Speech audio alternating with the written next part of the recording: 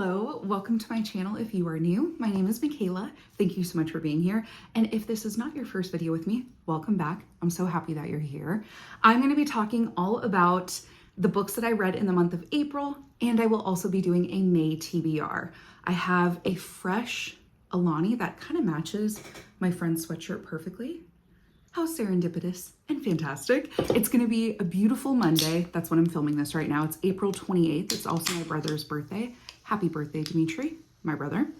And I just have a feeling today's going to be a great day. Let's go ahead, let's dive in and talk about all of the wonderful books that I read in the month of April. When I'm recording this, which is Monday, April 28th, I have about 300, 400 pages left in Kingdom of Ash. I have been savoring every page of this book. I already know it's a 5-star Infinity Star read. This is one of my favorite fantasy series of all time. I'm reading it for the first time. I started last year and I'm finishing it this year. I am not finished with this right now, but by the end of the month, I will be done with this. What I'm going to start out with are the Hunger Games books that completely took over my April TBR. I could not stop. I was originally going to read just the first book in the original Hunger Games trilogy. After I finished this, I quite literally could not stop. I was so enveloped back into this world, and oh my gosh, I had the best reading month because of this series right here. So let's go ahead and let's dive into what I rated each of these books, which ones are my favorite. The first book in the original Hunger Games trilogy, I gave this 4.5 stars. I decided to, when I wanted to reread this series for the first time in my 30s, I originally, back in high school when this book came out, I read the first book, loved it, ended up watching the 3 movies, but I didn't continue on reading the series because I was going into college and was reading so much for school that I stopped reading for fun during that season of my life. So revisiting this series in my 30s, it just packed so much more of an emotional punch for me. This series, reading it was so emotional for me, and I had so many more takeaways reading this now at 33 years old than I did when I was, 16, 17 years old when this series first came out. So in terms of the original Hunger Games, I read the first book, rated it 4.5 stars, ended up watching the first movie right after. Love the movies. I feel like they did such a great job with casting, but it's interesting though, because reading the books, I feel like I was rooting for Gale, his character, more in the movies than I was ever in the books. I actually wasn't rooting for him at all in the books. So it's just interesting how, based off of whoever they casted in the movie, it did kind of shift my perception of that character when I was just watching the movies only, whereas now reading the books, I have a completely different outlook on each of the characters. And that's just where I feel like Suzanne Collins' writing is just incredible. And I just love being back in this world. Okay, next book, which is my personal favorite of all of the Hunger Games universe. This is my favorite book, Catching Fire. This is the second book in the original trilogy. I think I consumed this one in honestly like less than a day. I literally read this in one sitting. I could not put it down. It's the most action-packed, Easter egg filled book. And especially after finishing Sunrise on the Reaping, this book and this movie are just much more emotionally impactful. I love this book so much. I love this movie so much. Both the movie and the book get 5 stars for me. Last but not least, for the original trilogy, we have Mockingjay. I loved the Mockingjay book. It is a little bit longer for this YA dystopian series, but I feel like it was such a great finish to this trilogy.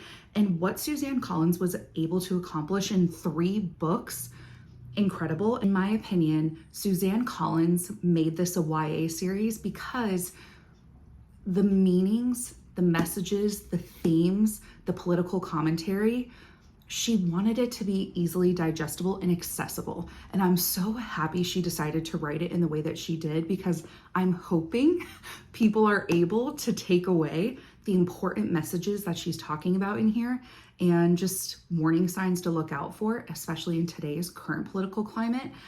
She's so brilliant. These books are incredible. I was so emotional, like extremely emotional reading all 3 of these because I love the characters so much. And then I read The Ballad of Songbirds and Snakes. This was my first time ever reading this. I actually avoided watching the movie when it first came out and reading this book because, fun fact, snakes are my biggest fear in the entire world. It's not even just a fear, it's a phobia, so much so that I don't go on hikes because if I hear any rustling, I assume it's a snake and then I have a complete panic attack. I cry really hard, riddled with anxiety the whole time during the hike. So if you're friends with me in real life, you will know that if you ever ask me to go on a hike, I will respectfully say no. You'll have so much more fun without me. So all that to say, I avoided this book because it has snakes in the title. And just after seeing the movie preview with snakes in the movie preview, I was like, this book isn't going to be for me. I can't do it. I cannot do it. I ended up doing it. I did end up doing it, and I'm glad that I did because I loved this book.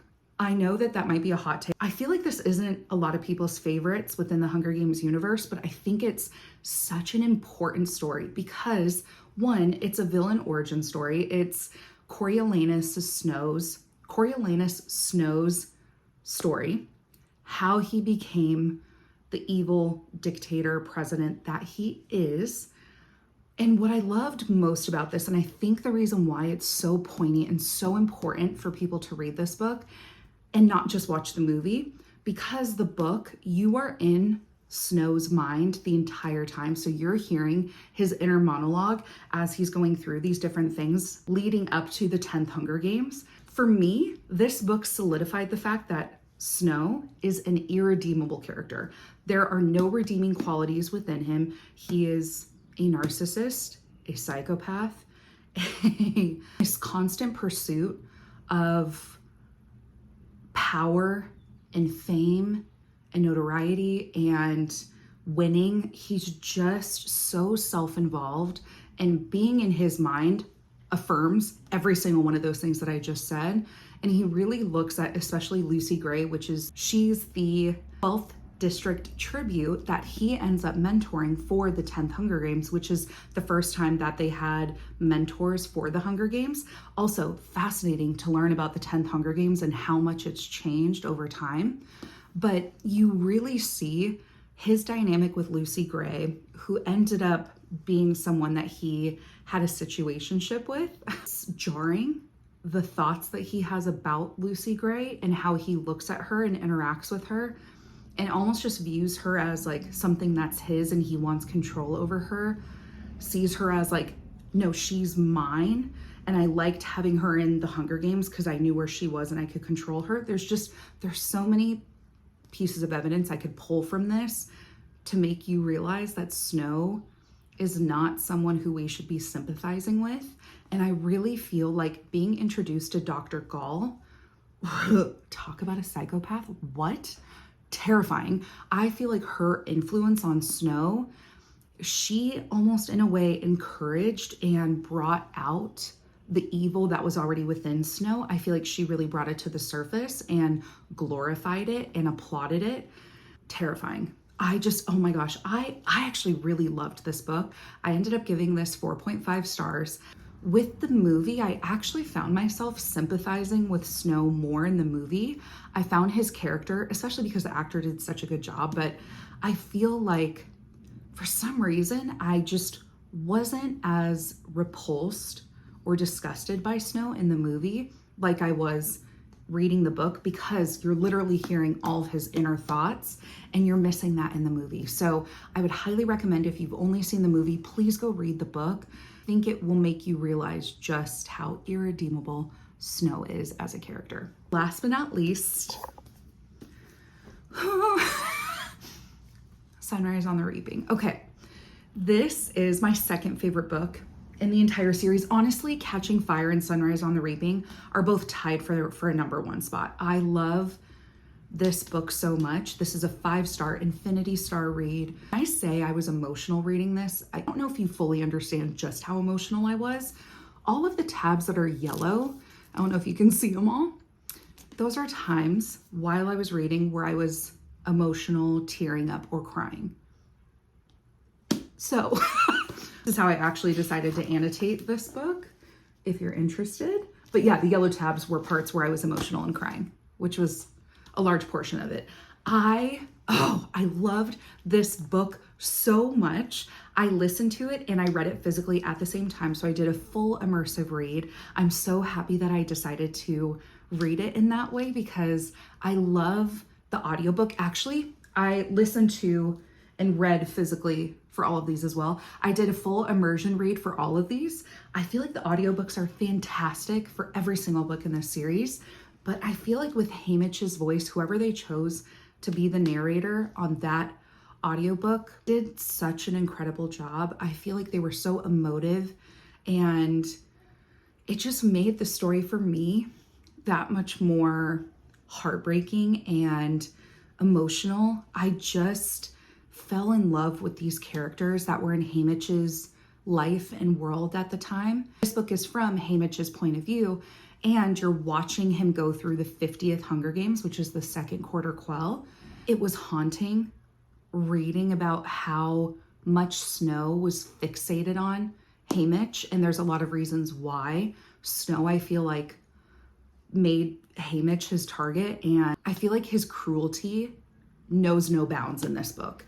Snow was a different level of cruel in this book, and that's why I just love Hamish so much. I love all of the different tributes we met in this Hunger Games. It was actually double the amount of tributes as what they usually have, and that too is really emotional and sad.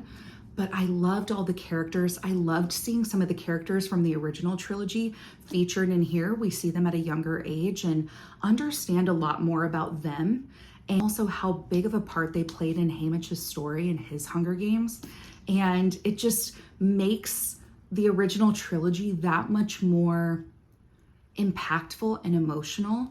And actually, I went and I rewatched all 3 movies after finishing this because I could not get my brain out of this world. I never wanted to leave this world because I love it so much. It was so fascinating watching the original 3 movies after reading this because there were just so many Easter eggs and so many through lines and threads that Suzanne Collins weaved brilliantly, in my opinion. I love Hamish so much. Every character in here, Maisley, she was a character that I was absolutely obsessed with, and I love her.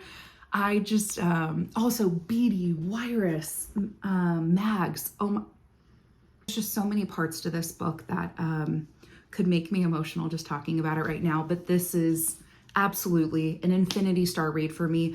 Definitely going to be one of my top reads of the year. Overall, I feel like The Hunger Games, rereading that entire series this month, it's going to be in my top 5 probably of 2025 because it was just such an incredible reading experience. I'm so happy I did it.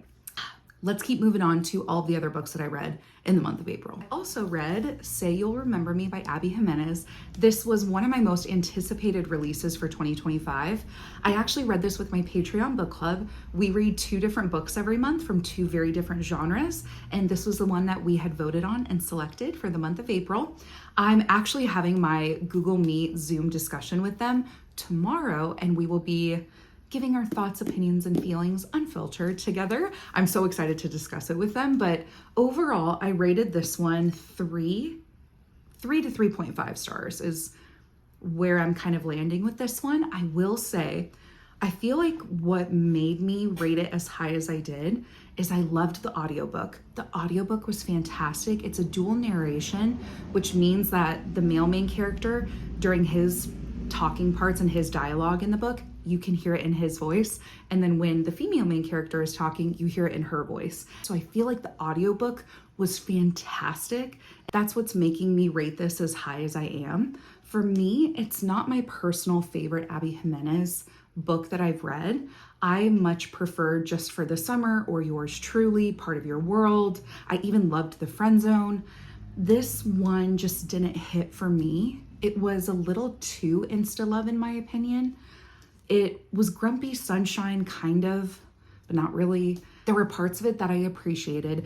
I do feel like it was an accurate-ish representation of what it's like to be in a long-distance relationship and the hardships that that can bring, especially when it comes to finances and flying back and forth from place to place. And especially when you're both busy and in your careers and in your lives, it can be really hard to maintain that relationship. And I appreciated that part of it, but I feel like this was just such a heavy contemporary romance. Female main character's mother has dementia, and you really watch how that affects the entire family. And I felt like Abby Jimenez did a good job of kind of walking you through what that looked like, but it was just really heavy for me. And I'm trying to say all of my thoughts without spoiling it, but there's all these spoilers that I want to talk about. So I'm just going to go ahead and save that for when I talk to my Patreon friends tomorrow about this. But overall, not my favorite Abby Jimenez. I gave it 3.5 stars, 3 to 3.5 stars. And, but I would recommend the audio if you do just want to listen to it. That would be my recommendation if you do end up deciding to pick it up. And the other book that I read with my Patreon book club for this month, we are discussing this one on a Google Meet call on Wednesday, is Gifted and Talented by Olive E. Blake. It is my second Olive E. Blake book. I read Alone with You in the Ether last year, and it is one of my favorite books of all time. I fell in love with her writing. It was just one of those books, as I was reading, I was like, this is why I love reading. I loved Alone with You in the Ether. So for me, unfairly so, I had very high expectations going into this because I loved Alone with You in the Ether so much. I ended up rating this one 3 stars out of 5. It's not my favorite Olive E. Blake. Mind you, I haven't read any other books in her catalog. I still will. I still love her writing, but for me, the writing in this one was so verbose and just unnecessarily verbose, in my opinion. I feel like Olive E. Blake is brilliant. I think her writing is challenging.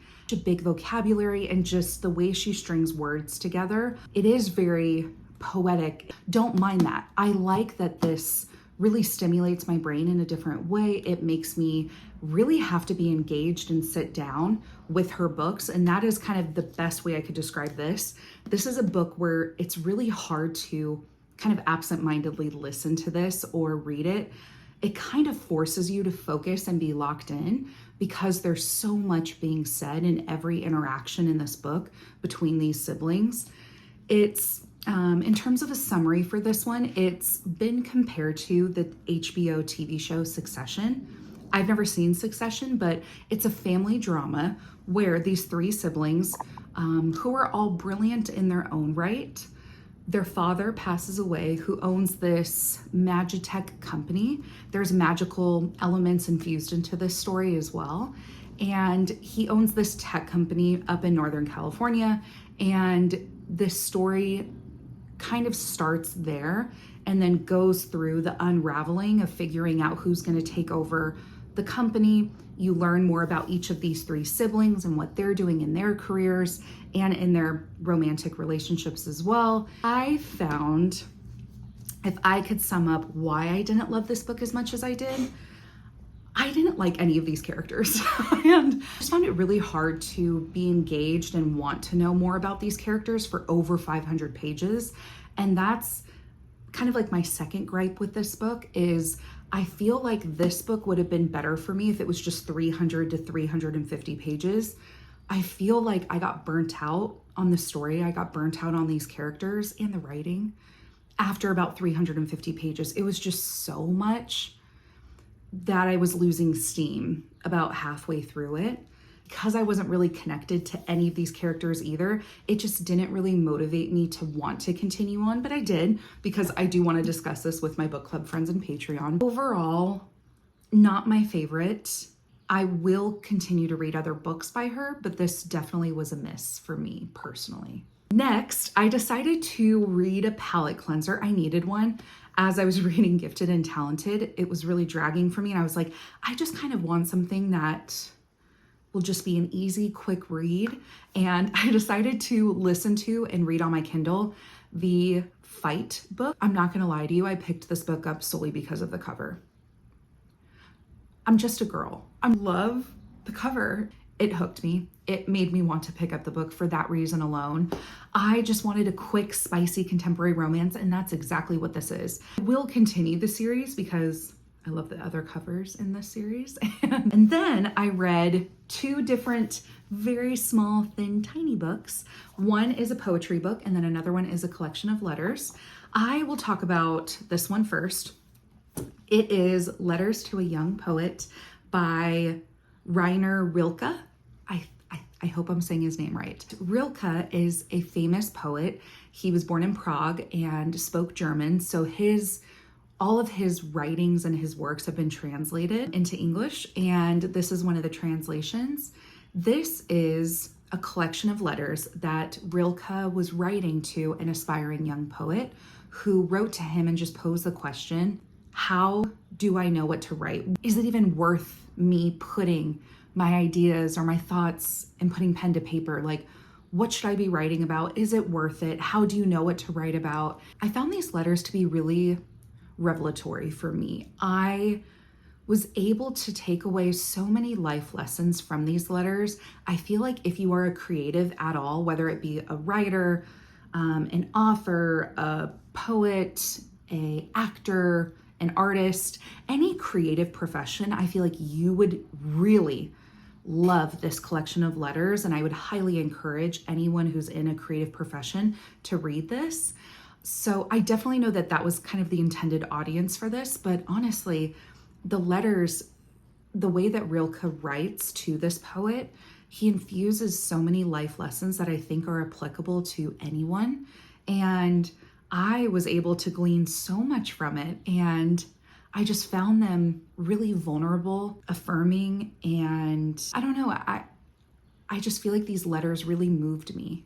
I was very moved by them, and I journaled after I finished each letter, and I just had so many takeaways, and I just really love Rilke's view on the world, view on society, on yourself, on art. And I feel like his main kind of thesis is everything that you need to know about life, about yourself, about the things that move you and inspire you to create. Everything that you need can be found within you. He really encourages this young poet to stop seeking external validation, external criticism, knowing that inevitably those things will come as he starts to put his art out into the world. But he really just encouraged this young poet to sit in solitude, and being alone can help really bring a lot of feelings and emotions to the surface. And also sitting in that stillness, appreciating things like nature and the world around you, can make you start to think about life in a new way and can really bring a lot of that inspiration to the forefront of your mind. He encourages this poet to feel every emotion deeply and try to think about, okay, what can I learn about myself through experiencing this sadness, through experiencing this loneliness? And just, there's so many different letters and takeaways that I could talk about right now. I honestly could make an entire YouTube video just on this very, very short 80-page collection of letters. There's only 10 letters included in this. If you would like a quick but impactful read, I could not recommend this more. I absolutely loved it, and thank you so much to the fantastic book creator who recommended this. I am forever grateful for you because it is one of my favorite reads of the year. I will go ahead and tag her page here. She has a YouTube channel. I just highly recommend following her. I also could listen to her talk all day. She has an incredibly soothing voice. So just after hearing her talk about this, I was like, let me pick it up. And now I have since ordered on Independent Bookstore Day, ordering a couple more books within Rilke's collection. And I'm excited to read more from him because I just loved his style of writing. And I absolutely loved this. This was 5 stars. I also picked this up. I actually saw it first talked about on TikTok. It's Reservation for One, Poems for the Single Woman, and it's by Aaliyah Summers. I saw someone talking about this and how it's a collection of poetry that is great for someone who is single or struggling with their singleness or looking for some hope and inspiration in this season of their life. I finished this one in a couple days, and there were some poems that I really loved. I ended up really loving 5 of the poems out of this larger collection. With those 5 that I really ended up loving, I used them as journal prompts. And that's one of the things I love to do with poetry in general. I love using poems as a journal prompt, and for me, it encourages me to be more introspective, think about things in a new way, or it kind of brings up an old memory or thought or feeling, and I really like exploring that while I'm journaling. So poetry is something that I've just always loved picking up in different seasons of my life, and being that I'm 33 and single, I thought that this would be a great collection to pick up. For me personally, I think I ended up rating this 3 stars out of 5. I think this would have resonated with me more in my early to mid 20s, especially for the first collection of poems, because it's kind of broken up into 3 different parts. The first part was a lot of her stirring and being really fixated on being alone, feeling lonely, watching all of her friends and family members move on with their lives, get married, have kids, get engaged, and she's just kind of fixating on the fact that she's alone in this. That's where I feel like this collection of poetry would be great for someone in their early 20s who's struggling with that, or maybe mid 20s as your friends are starting to get engaged and married. I think you could resonate with a lot of these poems. And I think I would have if I was like 10 years younger. I just feel like it just didn't hit for me like I thought it would. I do think that Aaliyah did a good job though of showing how in a season of singleness and being alone, there's a lot of different feelings that you can feel, and it varies day to day. So there might be some days where you're lonely, you're feeling isolated, you're feeling frustrated at the dating apps, or just how annoying it is to be asked about, why are you single? Why are you so picky? Things like that. I thought she did a great job with those poems of extracting what those feelings and what those conversations feel like when you're single. And then there's days though when you feel really empowered by your singleness and you are grateful for the fact that you didn't settle. And I think she did a good job of showing just the kaleidoscope of feelings that you can feel as a single person. There's days when you're happy, empowered, you're feeling confident and great. If it happens, it happens. You're not stressing about it, you're not fixated on it. But then there's also times where that loneliness does creep in and you start to get frustrated after going on a couple really bad dates. And so I think she did a good job of showing the kaleidoscope of feelings that you can feel as a single person. Just for me personally, I feel like this would have hit harder for me a little bit younger. And I just didn't resonate with all of the poems, but some of them I really did. So that is Reservation for One, Poems for the Single Woman by Aaliyah Summers. That was it for all of the books that I read in the month of April. We're gonna now go ahead and dive into all of the books that I am so excited to hopefully read in the month of May. I'm gonna actually talk about the ones that I don't have here physically first. There are a couple new releases that I'm really excited about in the month of May that I want to go ahead and talk about here. First being, I am so excited, Rewind It Back by Liz Tomford is coming out at the end of May. This is one of my most anticipated reads of the year. The Windy City series is an interconnected standalone series. It's a sports romance, contemporary romance series that I absolutely love. My favorite books in that series are The Right Move and Play Along. I also do love Caught Up and Mile High. Mile High is probably my least favorite. That's the first book, but it's just such a good series. It's a 5-star series overall. I love it so much. The 5th and final book in that series is coming out May 20th, I think. I will definitely be picking that up on my Kindle immediately when it comes out. If I end up loving it, then I'll buy the physical copy too. And some other new releases that I'm really excited about. I've been seeing this one talked about on a couple different people's pages that I love to follow. They've been talking about this new fantasy romantasy book called Silver Elite. I don't know a lot about it, but a lot of people are raving about it who have gotten arcs for it. So I definitely want to pick that one up.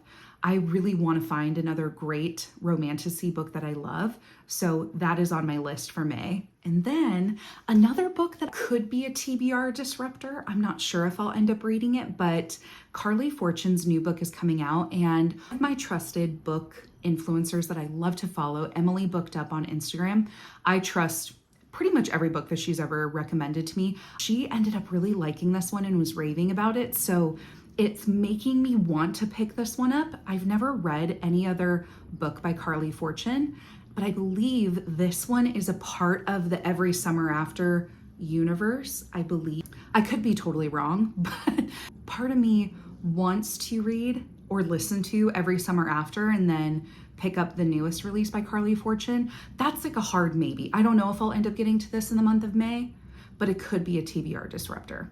Okay. First one being Bury Our Bones in the Midnight Soil. This was my very first ARC I ever got through NetGalley. I got it on my Kindle, so it's just an ebook, but I'm so excited to read this. For those of you that don't know, The Invisible Life of Addie LaRue is my favorite book of all time. I love V.E. Schwab's writing so much, so I am so excited to read this book. This book actually comes out in June, and the reason why I've been putting off reading it is because I wanted to read this one closer to when the book was actually coming out. So this is a high priority read for me in the month of May. And then I want to read and start Magnolia Parks. I've never read the Magnolia Parks series. I am dying to read it. I am so excited to start this series. I previewed the audiobook and I love the narrator's voice. So I think I'm going to do an immersive read for this one and listen and read it at the same time. It's been compared to a toxic British Gossip Girl. Sign me up, say less. I'm so excited about it. And then for my Patreon book club, we will be reading these two books in the month of May. We will be reading together Great Big Beautiful Life by Emily Henry and Our Invisible Fates by Laura Stephen.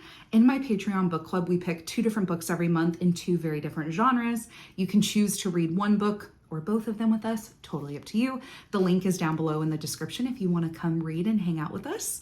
But I'm very excited to read both of these with my book club in the month of May. Next book that I really want to read in the month of May is The Bright Years by Sarah DeMoff.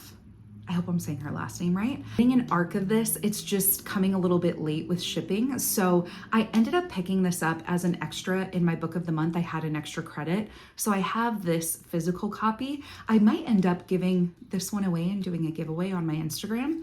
And then just keeping the ARC version when it comes. But I'm very excited to read this. It's a very thin, short book.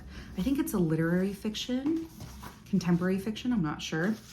It's only, 270 pages. So this is pretty short. I think this will be a great palate cleanser for me as I'm reading 2 kind of bigger fantasy series that I'm going to talk about. But this one is definitely high on my May TBR. I will be reading this book with the Fellowship Patreon tier in Chris and Matt's book club. They have a Patreon where they have different tiers, and in their Fellowship tier, they deep dive certain fantasy series and kind of walk you through it more in depth and guide you through the journey of reading it. So they will be reading Dune in the month of May. So I'm going to be doing that with them in their Patreon. I'll make sure to link their Patreon down below too if you're interested in joining. I trust them wholeheartedly when it comes to anything fantasy, sci-fi. They're just so articulate and funny and engaging to watch. I can't wait to have them guide me through this journey of reading Dune for the first time.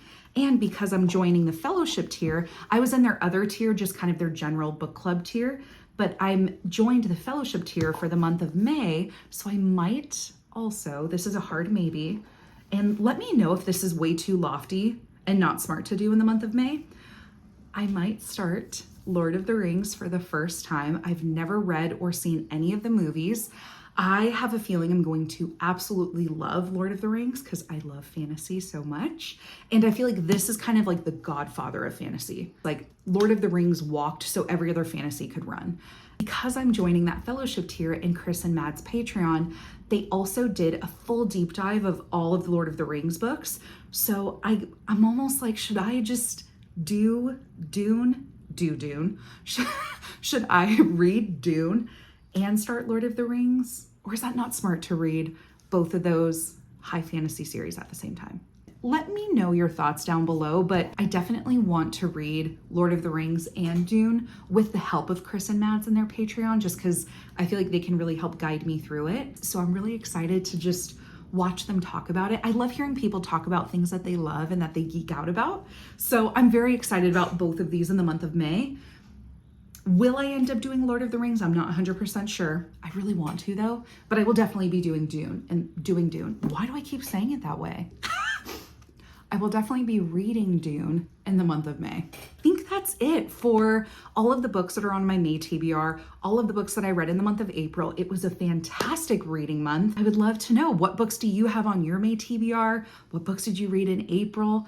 Thank you so much for taking the time out of your busy day in life to watch this video. I know it was long-winded, I'm sure. I'll try to cut it down as much as I can. Thank you so much for watching. It means so much. And I hope you have a beautiful rest of your day or night, wherever you're watching from.